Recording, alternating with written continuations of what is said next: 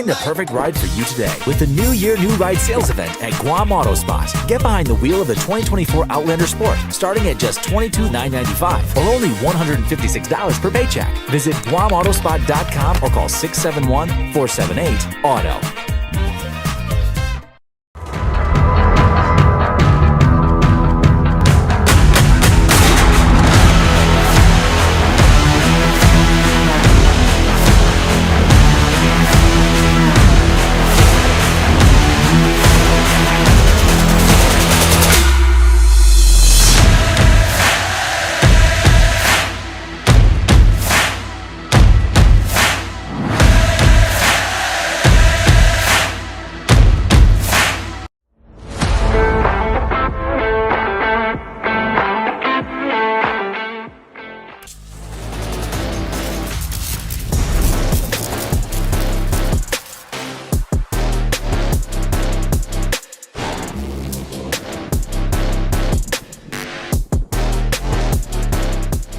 Buy fuel, get Wendy's. Drive to your nearest 76 Circle K and get free Wendy's. Yes, free. Fuel up with $30 and score your choice of a 6-piece crispy chicken nuggets or a juicy junior cheeseburger deluxe. Fresh, hot, and packed with flavor. But hurry, quantities are limited and this delicious deal won't last long. So hit the road to 76 Circle K, fuel up, and get Wendy's free before it's gone.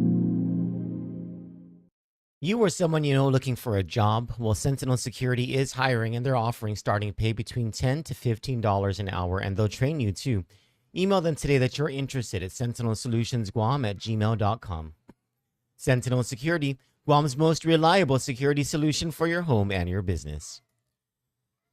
This is for that morning. Kickstart your day with one of Wendy's Guam's breakfast faves: Morton Melt Panini, breakfast burrito, or sausage, egg, and cheese English muffin. Your mornings just got delicious. Head to Wendy's for breakfast from 6 to 10:30 in the morning on weekdays and from 6 to 11 a.m. on weekends.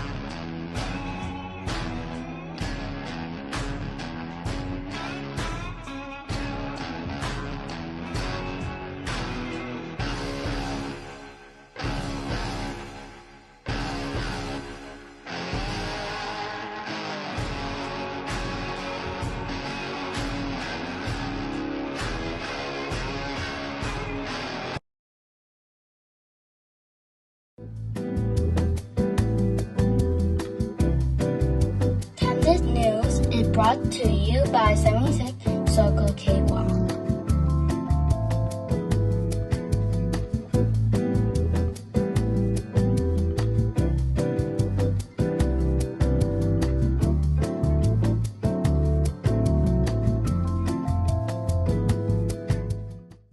Good evening, my dear friends. It is 8:52 p.m. on Monday, August 11, 2025, and I'm so happy right now because I just saw that my sissy, our bestie Vanessa Marie Navarro, logged in and is watching, and I miss her so much. I haven't seen her in such a long time. You know, I've been I can't say that I've just been working. I went on a vacation. After that, I went on an unexpected trip to Saipan, and so I think I haven't seen Vanessa since my birthday, actually. Anyway, I need to check you out, sister. I love you and I miss you. Thank you, all of you, for being here. I see my former VP over at UOG, Dr. Richard Wittenbach Santos. I love you, Doc, and I miss you too. Auntie Bennett Lujan Duenas, good evening. Thank you so much for joining. My brother Brennan Fausto, my sister Jen Badar. Sweet Islander, I love that name. Francis Dunca, so thank you so much for joining. Who else do we have here? Irene Cruz Alcantara. Irene, my sister, I love you. Thank you so much for joining. Brianna Cruz. I can't see the names of the other people, but for all of you, and it's only because I can't see your names scrolling up. I don't know who else is watching, but there are a bunch of you watching. Thank you so much. And if you're watching the replay of this, thank you so much. God bless you. My name is Troy Torres, and I thank you very much, as always, all the time. Not just for you reading and watching Kandit, but for the nice things that you say and for, spreading the word and all of that stuff. Thank you. I love you all. So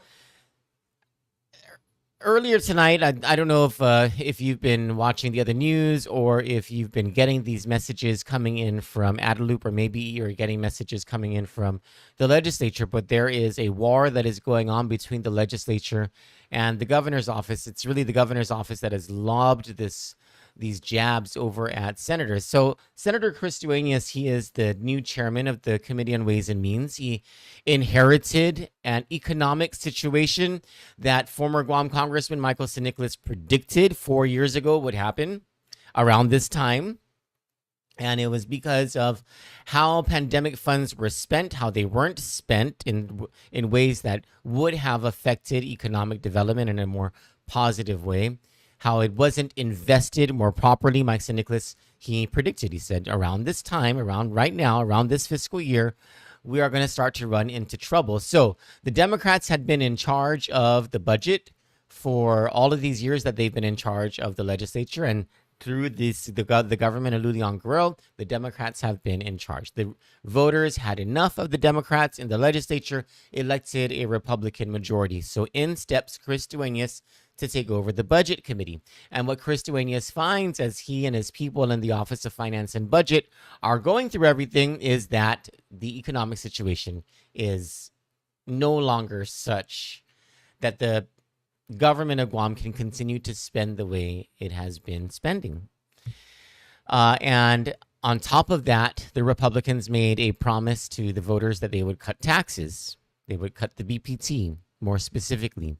And so in order to deliver on that promise in this new budget that they created, that they have crafted, Republicans have, every legislature does this. They wordsmith things so that they're able to say things, oh, we didn't cut this or we didn't cut that. And it's all a matter of cut it against what? What's your comparison? And so the Republicans will say they didn't cut anything, but truthfully, every single legislature does this, and this current legislature did the same thing. They are severely underfunding the Guam Department of Education. Every single year it happens. It's no different this year. They are severely underfunding several other parts of the government of Guam. At the same time, the Republicans are proposing a 0.5% reduction, 0.5 reduction in the business privilege tax, which is significant for, some would argue the economy as a whole. Others would argue only for the rich people. Others still would argue only for the people who don't even really operate on this island, et cetera, et cetera. So there's a whole lot of different lines of thought that you could go down in that. But the point is that it's causing this controversy between the legislature and the governor. And now the governor's office is coming out with all of these graphics. Christian Gomez says the SIFA fiasco is just as juicy. Christian, I haven't gotten very much into what's going on with that. I've been seeing the news releases, but I'm focused. I am laser focused on the Tenorio corruption case, and that's exactly where I'm getting it right now. I wish that we had more resources. There were more people who reported for Kandit. That way, we could get into all of these other things. We would cover the budget, maybe. We would cover the SIFA thing because it does kind of look juicy. But I've got to keep my eye on the ball, and it's this Tenorio corruption case, and that's where I'm getting at here. So the administration tonight started to send out all of these different graphics. It's a full-scale war that the administration is having against the Republican legislature. And this first one says it's black, white, and red is the motif of these graphics. Bad Broken Budget 1 is this first graphic. It says 680 millionaires get the tax break. You get the bill. The bad, on the red side, it says they pulled in $10 billion and claimed $3 billion in exemptions. Now the Republican majority wants to give them even more, talking about the 680 millionaires, supposedly. The governor's office doesn't provide any references, doesn't provide any facts to back up these assertions, so we just have to take them at face value, which is part of the point that I want to make. And then it says on Make It Good, it says, say no to this budget, protect your tax refunds, fund Simon Sanchez High School, keep the gas tax repealed. So that's the first one, right? The second one comes out. It says their tax breaks could delay your tax refunds. The bad, the governor's office says the Republican majority wants to slash the tax refund set aside by $12 billion, putting your refund at risk, which is not true, by the way. I just want to make this. I want to fact check that this set aside is not a it's not an the tax refund set aside is not an appropriation. As a matter of fact, it isn't even in the appropriations section of the budget. It's in the revenue section of the budget. And it doesn't matter where you put tax refunds in the budget. Like Guam is one of the only places where there is a set aside portion in the budget. It's kind of a ridiculous thing when you think about it. But no matter where you put it in the budget, it's not even part of government operations. A tax refund doesn't belong to the government of Guam. It belongs to the people. It's not a part of the budget. It's part of the cash management of the government. There's a whole thing about that. And but my point is, this is wrong and it's very misleading. Make it good. The governor's office says fully fund the tax refund set aside. It's your money and they shouldn't gamble with it. That's ridiculous. Then number 3. Don't let them bring the gas tax back. I agree with that. Number 4, tax breaks for them won't lower your cost of living. The bad, in 2007, the last time we cut the BPT, consumer prices jumped 7.7%. Make it good, says the governor's office. Keep the BPT at 5%, protect government services, fund our priorities, and stop price hikes before they start. Here's the thing. In some ways, respectfully, all right? In some, and maybe even in many ways, I see where Governor Lou Leongoro is coming from when she talks about the BPT and the need to fund government services and the need to prioritize government services, etc., right? But here's the deal. The administration is trying to convince us by attacking the Republican legislature and calling out tax cuts to the BPT that they say are going to affect the rich, are going to favor the rich. And the governor's office is saying that they're doing this because they want to protect government services, the integrity of government services, and the priorities of the government, etc. While at the same time, we all have unanswered questions about people in the administration stealing from the government money that could have, should have gone to the poor, money that could have, should have gone to these programs, money that could have, should have gone to balancing the budget. So how can the governor's office say things out of one side of its mouth while it's saying something else out of the other? It doesn't make sense. They don't have credibility to be talking about things like this, to be lecturing the Republican legislature about what is the right thing to do, what is the fiscally responsible thing to do, when the governor's office can't even answer questions of fiscal integrity, ethics, and whether crimes were committed, crimes of corruption were committed by the Lieutenant Governor of Guam. I don't think the governor's office has a leg to stand on. And I think the legislature just needs to debate this out among themselves. Do what they need to do in the best interests of the people of Guam, with all of us watching whatever's going on at the legislature to make sure there's no hanky-panky going on over there. Golly gee wow. Golly gee willikers, a friend would say.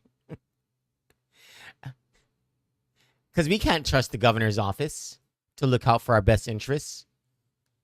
Not while the governor's office continues to deflect and refuse to directly answer questions related to Lieutenant Governor Josh Tenorio's part, if any, in the federal Tenorio corruption case. We can't just gloss over. We can't just jump into this whole new thing and forget that the largest political corruption case in the history of this island was filed on June 25 of this year.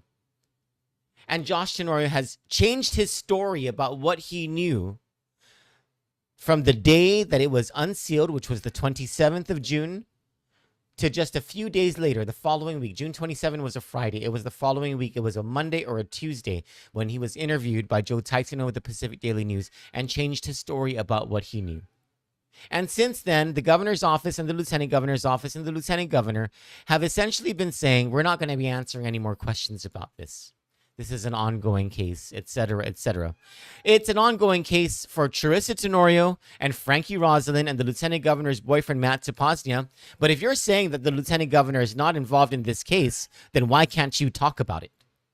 Why can't you answer questions to the satisfaction of the voters and the residents of this island, who deserve answers about whether their lieutenant governor was involved in this criminal conspiracy? And so we published this story. It's on our website. It's also on the Facebook post right before this live show.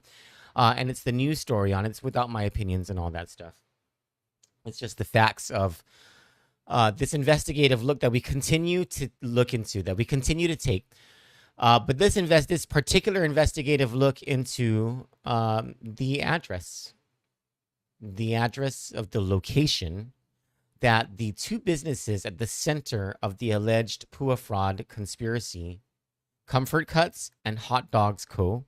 Comfort Cuts owned by Frankie Rosalind and Charissa Tenorio. Charissa Tenorio, by the way, is Josh Tenorio's sister. Frankie Rosalind is her boyfriend.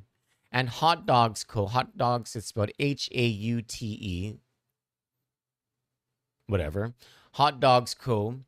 Owned by Matthew Tapasnia. Matthew Tapasnia is the live-in boyfriend of Lieutenant Governor Josh Tenorio.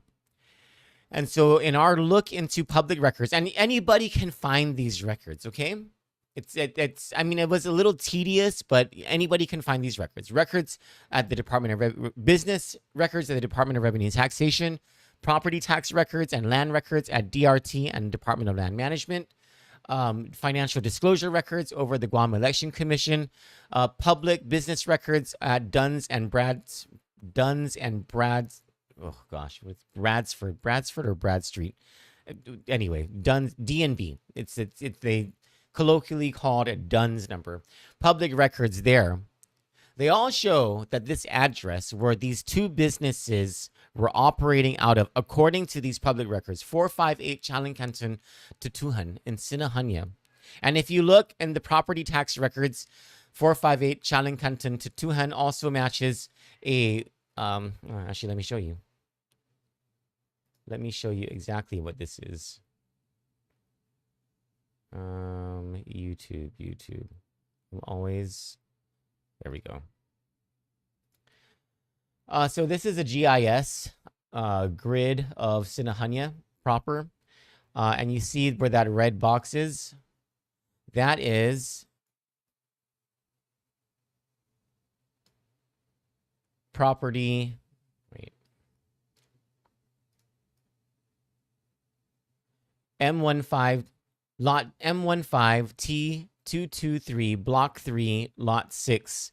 In the records, in the land tax records over at Revenue Tax and at Land Management, that exact property is 458 Chalincanton Tutuan, and it is owned by, according to the public records, one Therese Franquez Tenorio, the mother of Lieutenant Governor Josh Tenorio. And so you see all of these records, right? And then and Josh Tenorio owns properties as well. So does Charissa Tenorio. Both of them use the address 458 Chalincanton Tutuan throughout these property tax listings. You go to 2020, go to 2023, you can go to 2017. It's all there. And then you go over to the address listed for Comfort Cuts. And on their business license at Guam Revenue Tax, and also on their DUNS number, listed the operating address 458 Chalincanton Tutuan. Hot Dog and Co. I actually have the physical copy from Revenue Tax. Hot Dog Co. Business location, Lot 6, Block 3, Track 233, 458 Chaling Kanton Tutuan, Sinahanya. Then we went and to find out, where did Josh Tenorio list his? Because we know, like a lot of people know that house is where Josh Tenorio lived for decades. A lot of people know that. It's not some sort of secret, but we needed to see it on paper. Did he disclose anywhere that was his home? And what do you know? In his financial disclosures from 2013 all the way to 2018, he lists 458 Chaling Kanton Tutuan as his sole address.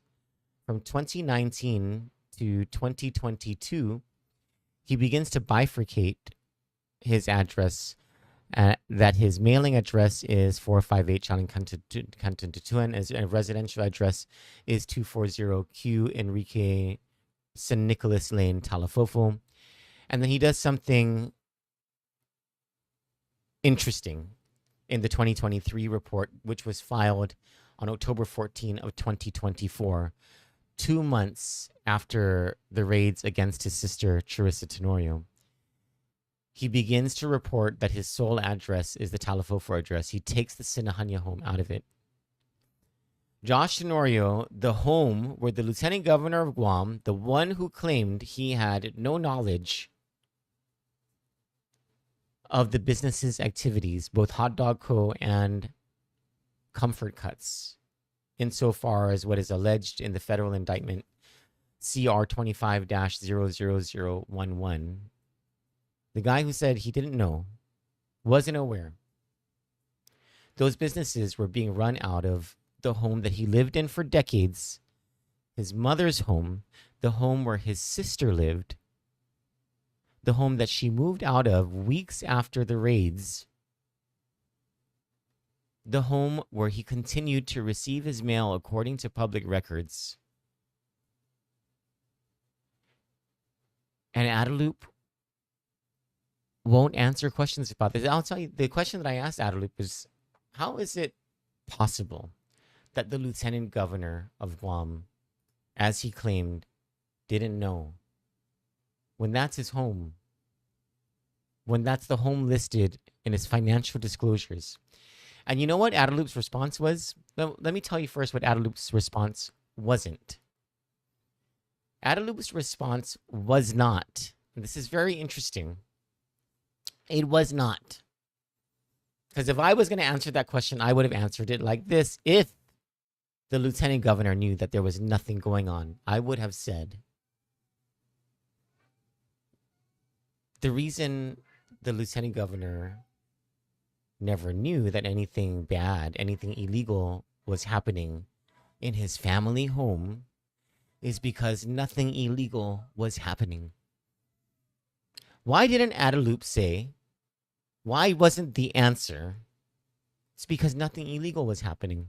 No crimes took place coming from that home or from those businesses.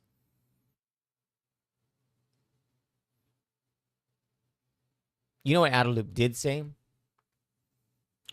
Oh, since 2018, the Lieutenant Governor had been living in Talafofo instead. That's paraphrasing, but it's almost exact.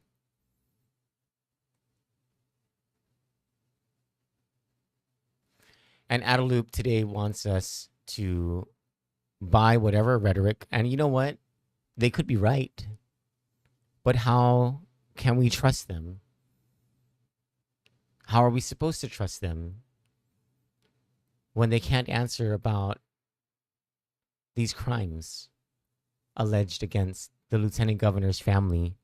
That suspicion mounts, it grows every single day that questions aren't answered about whether the Lieutenant Governor was involved. And you know, the prevailing thing that I hear from people wherever I go is, how did he not know?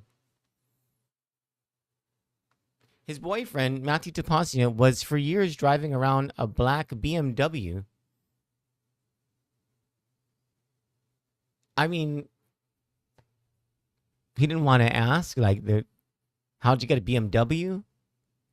According to the federal indictment, and his boyfriend, Matthew Tapasio, and here's the other thing that Adelup didn't even address is, okay, he's not living in the Sinahanya home anymore. The same home that he grew up, his family home, the one his mother owns, the one his sister was living at the time of the raids, the one that these businesses were operating out of. Okay, so he didn't live there at that exact time. His boyfriend, Matthew Tapasya, was living with him in the Talafofo home. Adaloop is still not providing any answers about how is it possible that you didn't know about these activities. They're not saying, oh, we didn't know, he didn't know about these activities because they weren't happening. There were no crimes that were happening. There's no certainty from Adaloop. They are not providing, in no uncertain terms,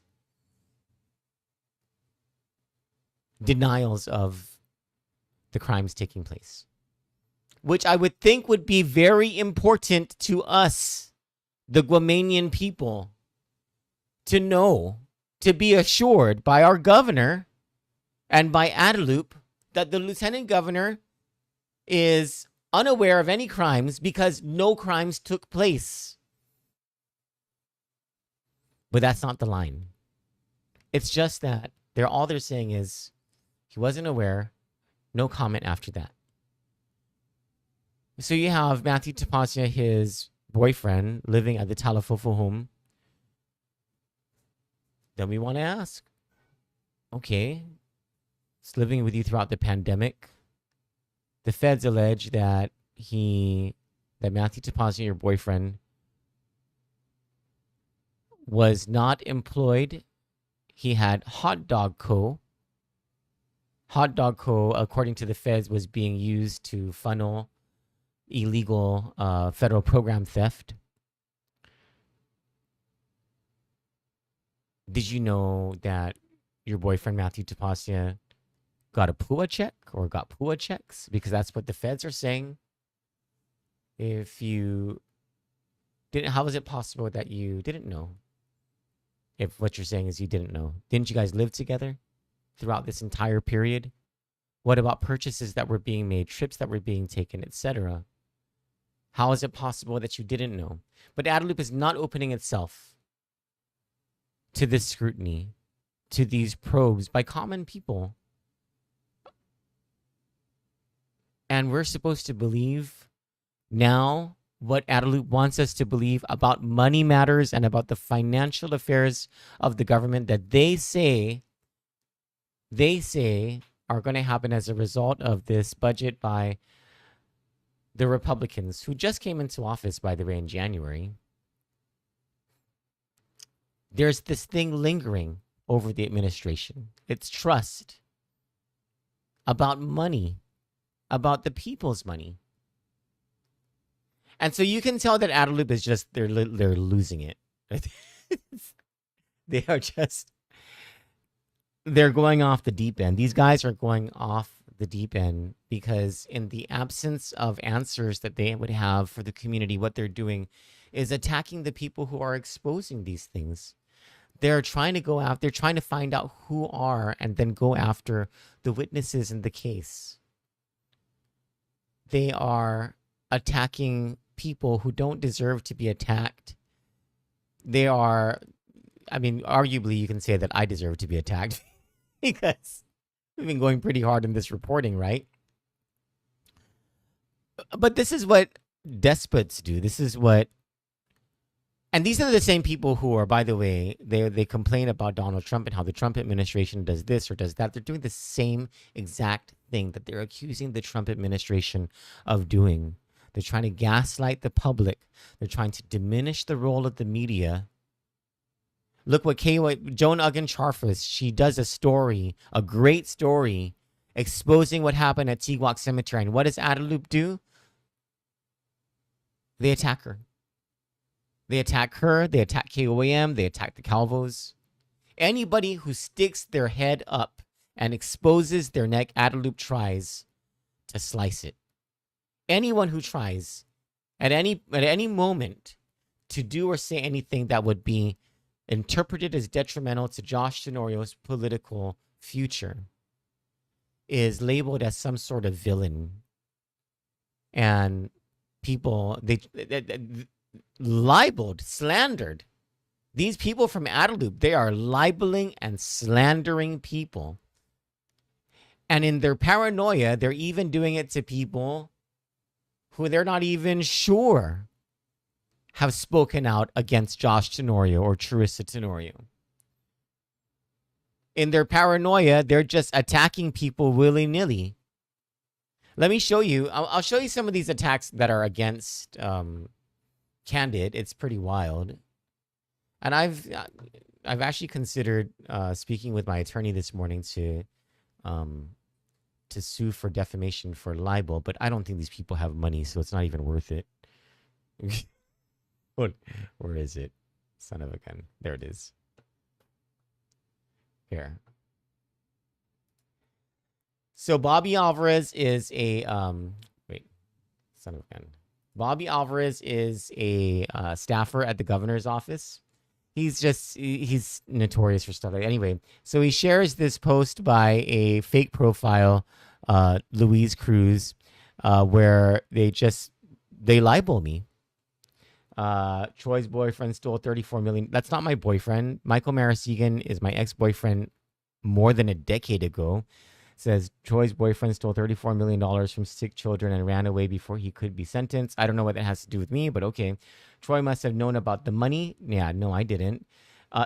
This is a whole conspiracy that happened after I was with it. Like this is absolute libel. But so they're trying to say that I am somehow like I stole this money with Michael Marasegan or something like that. I mean, it's just wild stuff, right? Absolute libel. And then here they're attacking our advertisers, and it's kind of weird because they didn't put up all of our advertisers. They did not. Yeah, there's a few advertisers there who are missing, but they're attacking a bunch of our advertisers, saying that, and of course they're bringing up Johnny Rosario and my drug past, our past with meth, which is, gosh, it's a long time ago already. It's not yet 10 years, but it's greater than 5 years now. 2018, Johnny quit in 2018. I quit in 2019. So 5-6 years. And anyway, so, this is what they're doing. These people, they have nothing else. They've got nothing else. So this is all. And it's not just us who they're attacking. They're attacking other people. And anybody who will stick their head up to speak truth to power, to call out the Tenorios, they're going to do this to. Here's another one. They go after Kandit and they talk about meth and all. I mean, it's just really wild stuff, right? More from Louise Cruz and her attacks on meth and all that stuff. I mean, it's just, I forgot. I was supposed to take that one down. Ken Hernandez, this is an account that was linked very close. And I'm very disappointed with Ginger Cruz, because a lot of these people are also associated with the Ginger Cruz campaign. And I was a very big supporter of Ginger Cruz. And I think a very smart woman. But if these are the people who are going to be behind her in her campaign, I will not get behind. If she is running for Congress in 2026, that is, if she does not control these people, I will not be able in good conscience to support her. And is one of the biggest supporters of Ginger Cruz. It's a fake profile, by the way. They love meth so much, they are fiending all day. It makes them so crazy. Heard they deal to just absolute libel. So, and I suppose that would, all of this would affect me more if it was, I guess, if it was making any waves or if it was it's. I think everybody knows that it's just absolute BS. Look at me. I struggle with weight gain all the time. But anyway, my point is, these guys are going berserk. We're hitting buttons all over the place. Not just us, but KOAM, the Guam Daily Post, the Pacific Daily News. All of you who comment and you discuss, you ask questions, you criticize, you scrutinize, you speak out about what doesn't make sense and why things aren't being answered by Adaloop, they hate this so much. They don't know what to do. They have no direction. And take it from me, as I used to be a part of a political machinery, a big part of a political machinery. I can see by how they are reacting that, first of all, they're losing because they're reacting. And secondly, they have no direction. They have no strategy. They have no plan.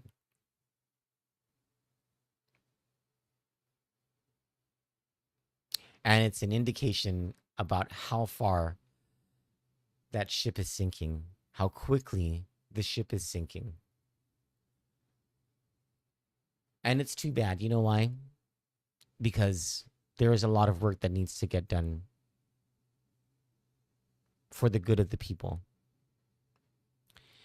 And Governor Lulian Guerrero makes some good points about the budget and about taxes, etc., etc.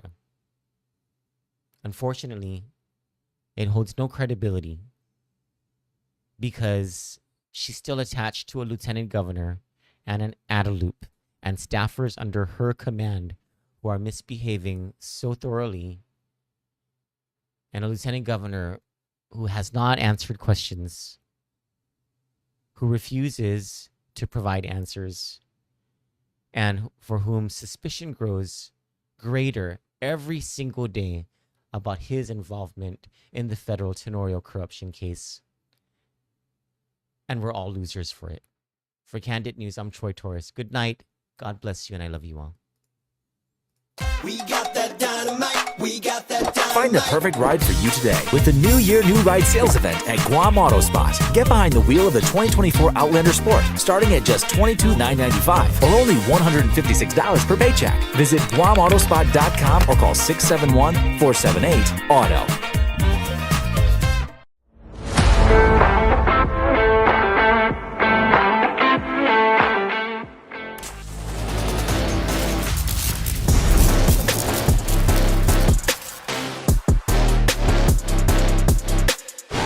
Buy fuel, get Wendy's. Drive to your nearest 76 Circle K and get free Wendy's. Yes, free. Fuel up with $30 and score your choice of a 6-piece crispy chicken nuggets or a juicy junior cheeseburger deluxe. Fresh, hot, and packed with flavor. But hurry, quantities are limited and this delicious deal won't last long. So hit the road to 76 Circle K, fuel up, and get Wendy's free before it's gone.